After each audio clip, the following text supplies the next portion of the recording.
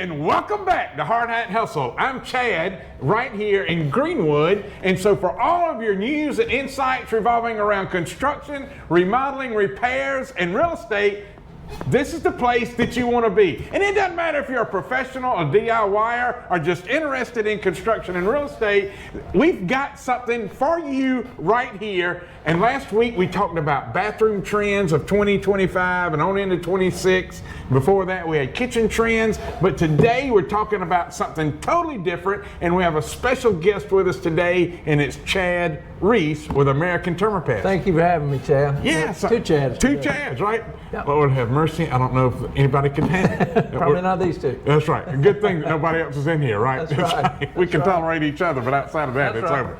Yeah. Well, it's good to have you with us. Well, thank you. Glad to be here. So, you grew up in Greenwood? I did. I'm from Greenwood. Been here my whole life. Whole life? Yeah. 27 years. Yeah, and Something plus like, a couple. Plus a couple. Times two. and a few. And a few. Yeah. So, how many? You got kids? I got 3 kids. They're all grown.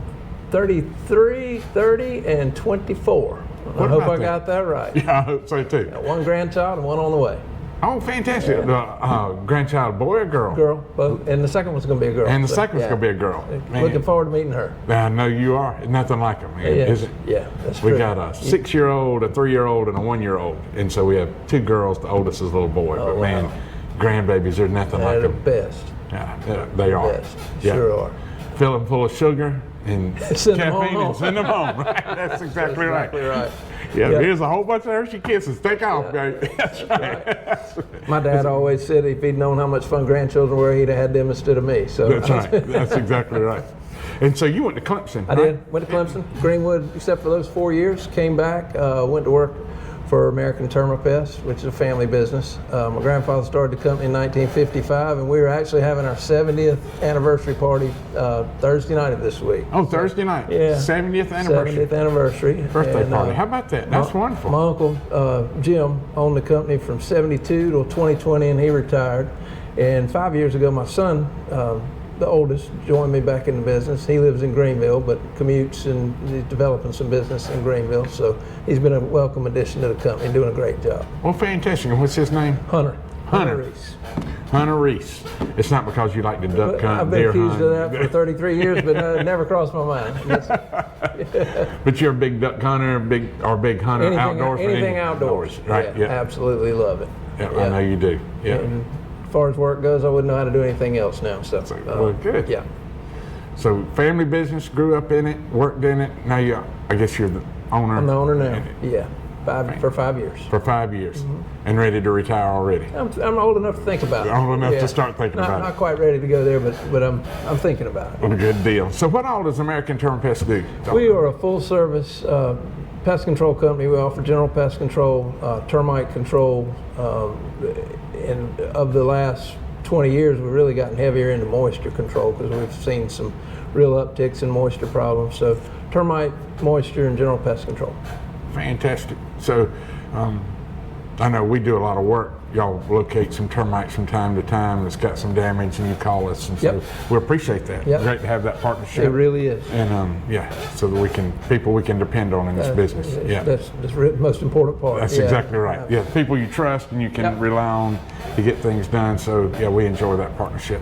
So yeah, so we want to talk about moisture control, moisture issues under homes.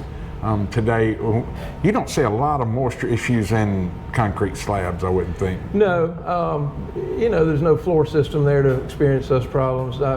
If there's a drawback to slab construction, it would be if you were to develop a plumbing leak under it, it's a little harder to repair if Right. it's sub-slab. But yeah, you don't generally think of those kinds of moisture problems with slab homes, other than door jams. If you got siding, as you know, close to the ground, they can have some problems. But overall, less of a problem in crawl spaces.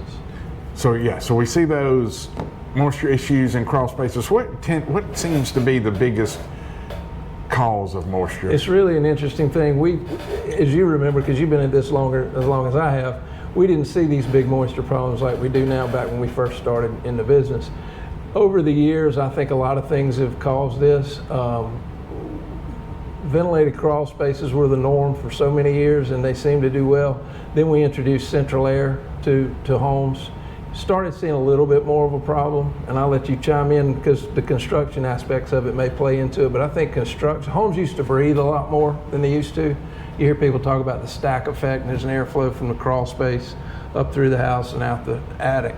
And I think some of the ways we've improved energy efficiency have caused a lessening of that stack effect, but the ventilation codes are the same. So as we get into warm, humid weather like we're having right now, that humid air coming through the foundation vents interacts with the duct pipes and those relatively cooler surfaces. And if you experience dew point, below dew point, you get condensation, which elevates the wood moisture content, which can cause rot damage. You get condensation on the subfloor insulation, and you start seeing that fibers pulling apart. And I'm sure you've seen insulation just on the ground. Yeah, falling apart. Yeah. Looks like cotton candy just sure dropping down. It's just but you don't want to crawl through it. No, you don't want to crawl, and you definitely don't want to eat it. You don't. Absolutely not. But that has definitely become a bigger issue. Wouldn't you agree over the last 15, without a 20 doubt. years? Yeah, I tell people all the time, like 10 years ago, we didn't see near the moisture issues And that it we is see today. 100% seasonal.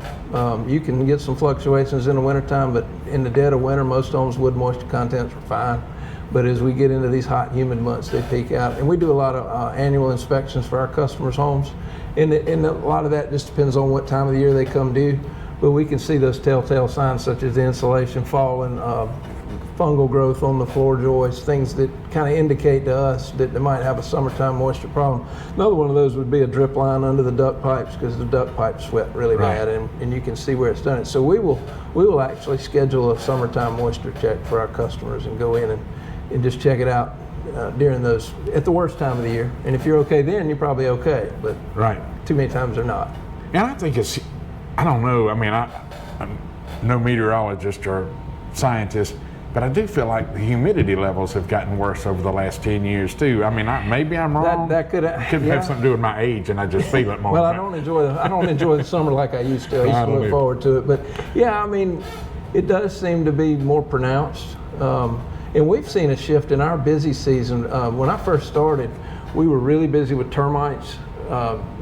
Beginning maybe March, and by the time we rolled around to September, business was kind of tailing off. Termites were the number one problem. It's still a big problem, but now with the moisture, as we get, summer seems to last longer. I mean, it used to be when football season started or hunting season started, it was cool, and now you're wearing shorts football games almost to November. Yeah, you're sweating at Halloween. And the humidity lasts, so we're seeing these moisture problems. So the busy season is kind of shifted to June to October now, largely because of all these moisture problems. And so moisture, I mean, so it causes some fungal growths. I know we get some, wood destroying fungus and that sort of stuff. What other issues does that moisture attract or cause? What we look at in our industry, I know humidity is a big thing everybody looks at, but what we do is check the wood moisture content. We've got moisture meters, and you and I have talked about this a number of times. When you get wood moisture content of 20% and above, you start seeing those surface funguses grow. And that's not a hard and fast number. I mean, a little bit lower may grow some, but at 20% is kind of considered by our industry to be the beginning of a problem. Once you get a 28% wood moisture content, that's the full fiber saturation point in the wood. And from that point above, you can get free water in there, which will allow decay fungus to grow. And when the decay fungus, that actually is what is rot damage. That's what causes that. So prolonged or repeated elevated wood moisture content of 28 and above will cause rot problems. And you and I have discussed many times, we've seen some really bad ones. And you're right. I mean, we've seen some bad ones. I mean, some were just like one or two floor joists, just the bottom of them are damaged. Then when we talked about that insulation falling, and if the paper begins to fall, then it allows that moisture to get up there and it rots the subfloor, and it gets nuts. Some of the minor problems we see, if you push the subfloor insulation up, the wood looks perfect where it wasn't exposed to the air, but then if it starts coming down, just like you said, it gets all the way to the subfloor. Yeah, and then you get into some real expensive things. And we've seen really some damage from our side of repair work, anywhere from $1,500 to, over $140,000, and that's where you're having to take the subfloor completely out of the entire house, every floor joist, everything. And so if somebody has a moisture issue, like what would be the first steps in trying to control that? The first step is just make sure you're keeping a good close eye on your crawl space. So many people don't go into their house. I mean, who wants to? It's not fun. But going under the house, checking the wood moisture content at least annually. If you see those telltale signs of a problem, make sure you're doing it in the summer. Usually if it's a minor problem or there's never been anything done, we will suggest just a 6 mil polyethylene vapor barrier. But that's not clear plastic, right? I mean, that is if somebody just wants to try something, that's what we usually try. It's just a clear poly. We usually use black, but clear or black. Because it doesn't sweat like That's clear correct. poly, correct? It maintains the sources of the moisture, in addition to the humid air coming into the crawl space, would be natural evaporation out of the ground. So the idea with a vapor barrier is to cover the ground and minimize the moisture intrusion through the ground. But with all the humidity problems we've been seeing, that usually doesn't do the trick. It might be worth a try on minor problems.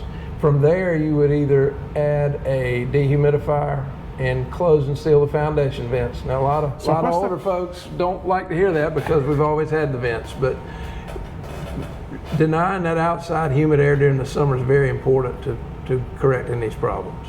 Because I guess essentially you're trying to dehumidify all the air outside, correct. Right? So you'll never get that. Yeah. You'll never. And we do a lot of dehumidifiers. The downside, dehumidifiers do a fantastic job of maintaining safe humidity levels in crawl space and your wood moisture content. The downside of those it's an appliance that needs some maintenance. You got to change filters. You got to clean out the drain line periodically because they get built up in them, and they have a life expectancy that's not permanent. 7 to 10 years seems to be about the life of them. Right. And then, so the alternative to that, should you go, the next step would be what's often called a closed crawl space or an encapsulated crawl space.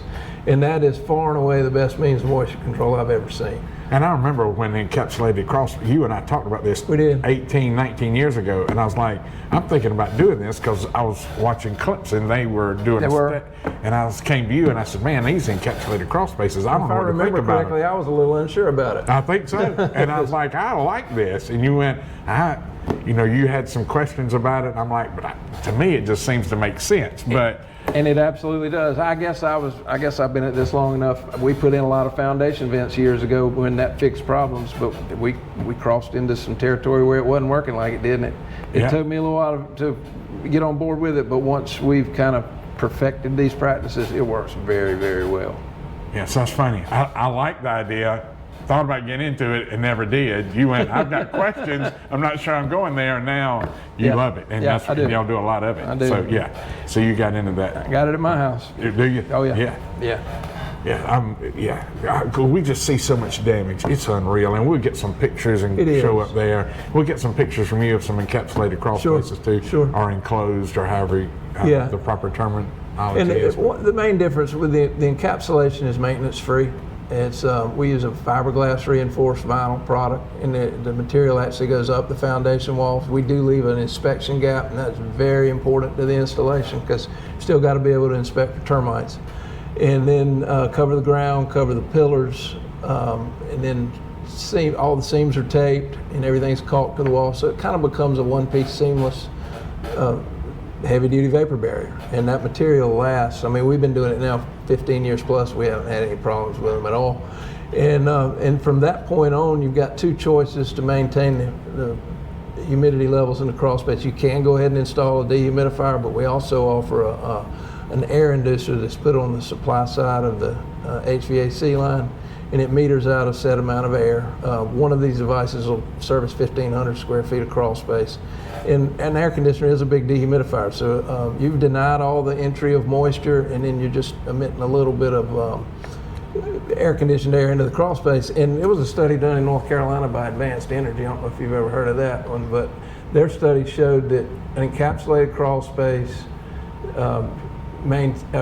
resulted in about a 15% reduction in your heating and cooling costs, because all that humidity, and remember we talked about the drip line under the duct, that wet insulation around the HVAC ducts cost efficiency big time. So your air conditioner's working harder in that environment as well. So you get the protection of the wood plus some increase in efficiency of your heating and cooling. Don't ask me how much that relates to in your bill. I mean, you probably wouldn't notice a tremendous difference, but it probably extend the life of your I'm sure unit, it would. I would think. Yeah, because it's a lot, but it's conditioned air. Yeah. It can't just stay in the same temperature year round and the same humidity levels. So in an encapsulated crawl space, I'd assume you don't utilize a dehumidifier under there, or you do? You have the option. If the HVAC ducts are in the crawl space, we usually recommend that air inducer because it is a maintenance-free device. It's a passive device. It's got a door on it. If the air conditioner's on, it opens. If the air conditioner goes off, it closes, so there wouldn't be any critters getting in through that thing. So that works very well.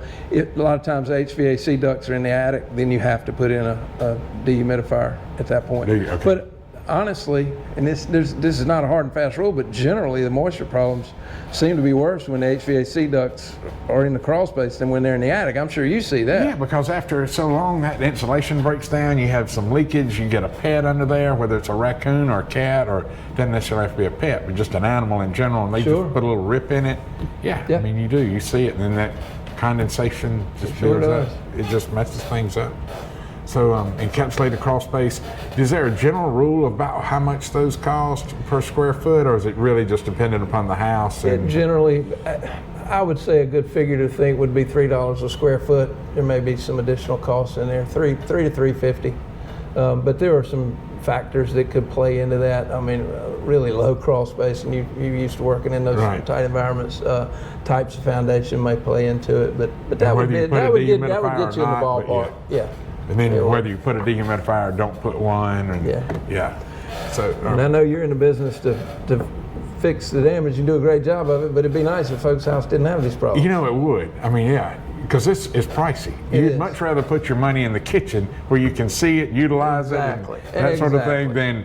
than go dump $25,000 in your crawl space. That's exactly And, right. You know, and my dad had this same problem last summer. I mean, we checked his floor system. Well, we hadn't checked it in a couple of years because I lived at the beach, and you know he's mid-70s, so he didn't crawl under there the way he should, or he used to. We ended up ripping his whole floor system out. Did you really? Yeah. Oh, no. Or 3/4, well over 3/4. His kitchen, living room, den, down the hall, one bedroom. Yeah, I mean it was pricey. I mean, subfloor was bad, floor joists were bad, and it just came on within like 3 years. I was going to say, these things don't happen overnight, but you turn around and 3 or 4 years has gone by and nobody's been under there, and you don't even realize it. Right, So, you don't. Y'all sent us one last week. We went and looked at in Hodges. I mean, and it was just, I'll get a picture of it. I'll get that on there. But it was just unreal, just the mold and the funk. And I hate to say mold, but it was some fungus that was growing on there that was just, it must have been a quarter to half-inch thick. And it's just I nasty think that looking. one of the pictures I sent you probably a lot like that. Oh, is it? Yeah. Okay, Oh, yeah. Yeah. You know, and then you got that one, you know, we talked about it, the lake, where the whole floor system, it's 3,900 square feet, and every square inch of those floor systems got to come out, subfloor and everything. It's just, you know, it's just not a fun time, and it's definitely not easy on the pocketbook because it's a lot of work. It's a rough work. It is absolutely Dirty work, rough, and I've done just enough work of your kind to know I don't want to do that. you don't want to do it, No, right? That's exactly I'll right. stick to the dehumidifiers and the encapsulation. So, but with those, even with the moisture issues, do you see where it may attract termites or another insect to that moisture That's a that good causes point. additional? The moisture is very conducive to all kinds of insects. I mean, termites are absolutely one of the most moisture-dependent insects there are, but all insects, from roaches to cricket, spiders, ants, are all moisture-dependent. So any home with a moisture problem is more prone and susceptible to just any kind of general pest problem. But termites especially. Yeah, so I guess when they get there in that wood and it's saturated, they just love it. Yeah, I guess. termite colonies are in the ground, and they travel up the foundation in what's called a shelter tube, and they go up in and have a meal, go back to the colony, and they're feeding their nest mates, and they're seeking that moisture. But if the crawl space is already wet, they can stay up there for extended periods of times. And if it gets really bad enough, sometimes with roof leaks and plumbing leaks, you can have suspended colonies that just live independent of the soil. Oh, really? That's real unusual. I've seen it a time or two, but it's possible. Yeah, I would think if you had a roof leak that was that You bad, should. You got a big problem anyway. Right. You found you would have seen it probably that's by right. now. That's yeah. right. There's other issues than termites. Yeah, Right? that's exactly right. It's falling in probably at that point. Yeah. You should have probably noticed that. Yeah, you should have. Yeah. But I guess, but if a house has been vacant for 18, 19 months and people don't Absolutely. pay any attention, nobody's going to visit it. Yeah. Yep. You could see that could happen. Anything else you want to share with us about encapsulations, crawl space, humidity? I don't really think so, but if anybody watching has any questions, I think they can call either one of us. We'd be glad to talk to them about anything they may have concerns or questions about. But you did bring up, before we get off, you did bring up a couple of good points though. Like it's great to have a termite bond because that way somebody is crawling under there once a year. They're looking for moisture. They're not looking, you don't look for just termites. That's like right. you look for all types of wood destroying insects. When we do our annual inspection, we inspect the whole crawl space for that type of construction, and we check the wood moisture content, of course checking for termites. And we're not plumbers or heating and cooling folks or electrical folks, but if we see any problems with those, we've identified a lot of plumbing leaks over the years and saved some rot repairs, and unfortunately we see a lot of them that do need repairs. So yeah, it is a good idea to have somebody going under your house with a trained eye once a year. That knows what they're looking for. That knows what they're looking for. Because you can go, like we can crawl under a crawl space and even I will look and go, that looks pretty good. But, American Termite Pest said there was some moisture damage. So I take a hammer and just tap it and it may look good, but it falls apart. Yeah. I mean, there's no really visible signs of damage. Termite damage is especially that way because they're so moisture dependent and they like to be in the dark. They're not going to eat all the way through the wood if they can help it. So, you'll have a piece of a floor joist that looks fine till you hit it with that hammer and then it just falls apart. Yeah. And and I've seen some banks, and I don't know if you've seen them, but where they're not requiring CL100s like they used to.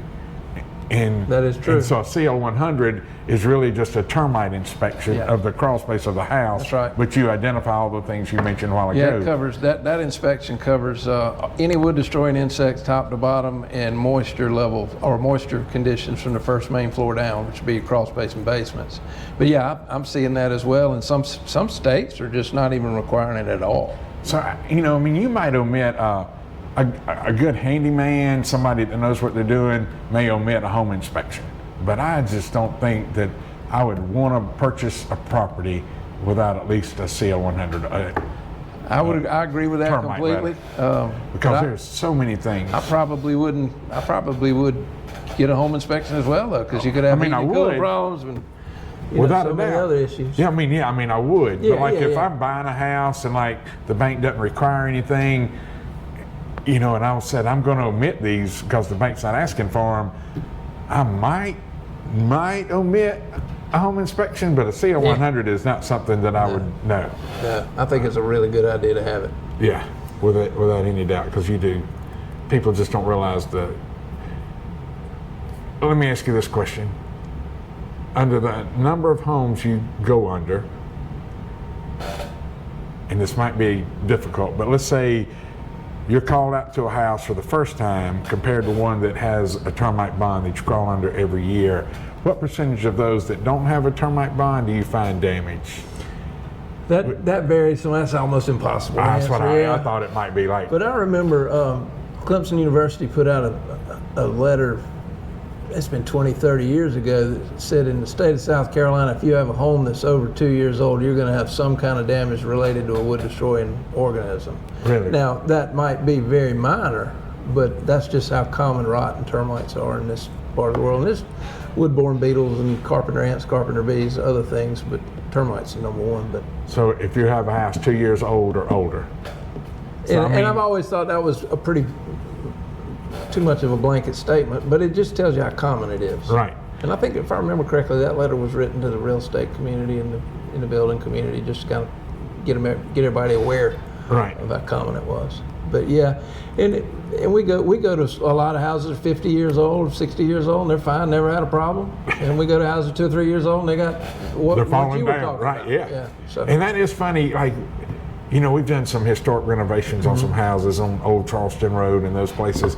And you don't see You don't see the damage That's true. on those that you see in newer construction. We had those the beams and sills on the house are Right. 12 by 12 or bigger. That's right. Still solid as rock. Solid as rock. 1700. Yeah, I mean, but they've not even had insect issues. Yeah. They haven't had any moisture issues. Yep.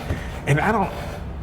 And one other thing that I haven't seen, like if you go under a house that doesn't have any insulation, I've seen less damage there than I think ones that's that. probably generally true. And I don't know if it's probably maybe it's improperly installed and it trapped moisture in some places. I don't know. I don't know the answer to that, but I don't do either, think you're onto something there. That's true. The more, so the ones that don't have the insulation, because people ask me, like, should I put insulation in my floor? And I'm like, look, no. I don't think you'll ever recoup that cost through the heat loss. And then I've seen some issues where it's caused moisture. I would spend that money in weather stripping around my doors, windows, outlets, that sort of thing before I spent that kind of money to insulate my floor system. But really my biggest issue is because I've seen moisture caused from insulation. But Sure do. anyway, that's about it. So I don't know how long we've been here, but 25 minutes and 42 seconds. As always, I enjoy talking to you. It's great. We got that. So we need to talk about duck hunting when we cut this off. Yeah, we'll do another podcast. That's right. We'll do just on duck hunting or deer hunting or something like that. Yeah. Hey, so y'all hear Bo? Bo is with us today. He didn't jump up there. Come here. Anyway, we are wrapping this up for this episode 3 of season 2, and we had Chad Reese with American Thermopest with us, and we were talking about moisture issues in a crawl space. So anyway, he gave us a lot of helpful information. And so if you have any questions about that, please give American Thermopest a call, or you can give us a call, either one, and we'll put those numbers right down here somewhere where you can just give us a call. And if maybe you hadn't had anybody inspect your crawl space in a while, give them a call. They'll come out and take a look for pests, wood destroying fungus, or insects, whatever it may be. Yeah. Thank you for having me. Yeah. So it's good to see you. So until next time, keep building. Thank you, buddy. Yeah.